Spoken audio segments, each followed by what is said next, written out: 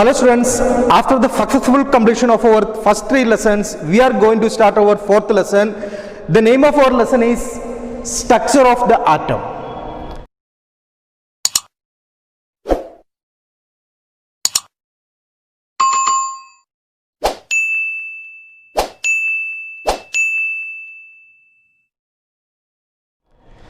So actually it is a continuation of our third lesson. In third lesson we have studied about atoms and molecules. So we also studied that atoms and molecules are the fundamental units of matter. So also we have studied that one matter is different from other matter. So also we said that matter is made up of atoms and molecules. So then how the matters are different? How matter is different? Because all the matter is made up of atoms, even though how they are different. So the reason is atoms are different. Also we may have some questions like this. What makes the atom of an element different from the atom of another element? And also there may be another question, are atoms really indivisible as said by Dalton, or they contains other particles, other tiny particles smaller than atoms? So we are going to get the answers for this question through these lessons. And subatomic particles are present in the atom. Subatomic particles are present in the atom. We will study about these subatomic particles and the structure of atoms in this lesson. So to know about the structure of atoms or to know about the subatomic particles present in the atom, we should know about static electricity. What is static electricity?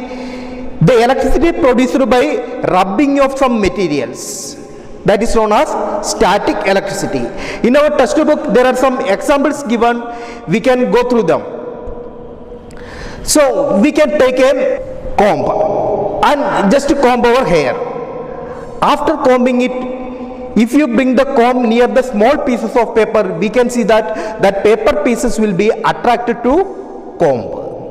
Or we can take a glass rod and rub it with, after rubbing with it, if you are bringing it near an inflated balloon, we can see there will be attraction.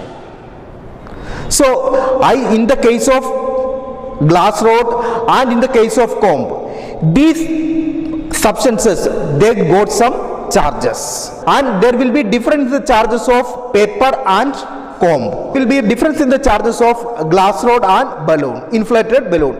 That is why they are attracted. So from this we have understood these things. There will be charged particles. There will be charged particles inside the atom. The major challenge of the scientists in the 19th century was to give the properties and structure of the atom. In that, our J.J. Thomson was pioneer in that. J.J. Thomson in 1900, he said that atom contains charged particles. He said that at least atom contains a negatively charged particle, and he called it as electron. So don't forget, J.J. Thomson discovered electron in 1900. So before that itself, there was a scientist. His name was Goldstein. Goldstein in 1886. Goldstein in 1886, he said that there will be some positive rays. They are emerging from anode to cathode. So when Goldstein was conducting the discharge tube experiments, he noticed that there is a stream of positively charged particles moving from anode to cathode. So that time he didn't give the name proton. Later Rutherford studied more about that, and he said that they are nothing but they are the positively charged protons.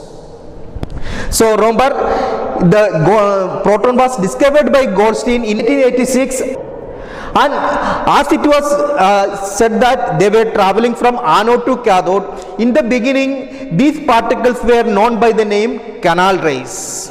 These particles were known by the name canal rays. That time they didn't known as protons.